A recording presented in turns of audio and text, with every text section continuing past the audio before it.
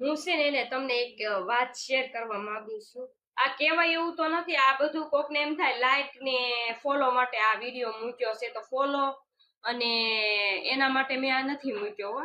તો મેં અમસ્તા જ બને આ વિડીયો બનાવ્યો છે, એ કોઈ મગજમાં ન લઈ લેતા. પંખીનો માળો હોય ને ગમે એ પંખીનો માળો આપણે તોડી નાખીએ તો કેટલું દુઃખ થાય એને કે આ મારો માળો માણસે ભાંગી નાખ્યો, કેટલી મહેનત થી કર્યો હતો ને એ ભાંગી નાખ્યો એમ. તો ઘરનો માળો હોય ઈ ભેગો રહેતો હોય અને ઈ પછી બે ત્રણ વ્યક્તિ નોખા પાડી દે, આમ કઈક બોલીને ચડાવીને આમ નોખો પાડી દે, ભેગો રહેતો હોય નોખો પાડી દે, તો ઇન્સાનને કેટલું દુઃખ થતું હોય છે કે અમે ભેગા રહેતા હતા ને એ જોઈ નહોતા એકતા અને પંખીનો માળો તોડી નાખ્યો. એટલે હું એમ જ કઉ છું, કોક ચડાવે ને તો ચડાવમાં ન આવી જતા. એવા ઘણા માણસો છે કે ચડાવીને વ્યા જાય ને પંખીનો માળો તોડી નાખે છે એમ.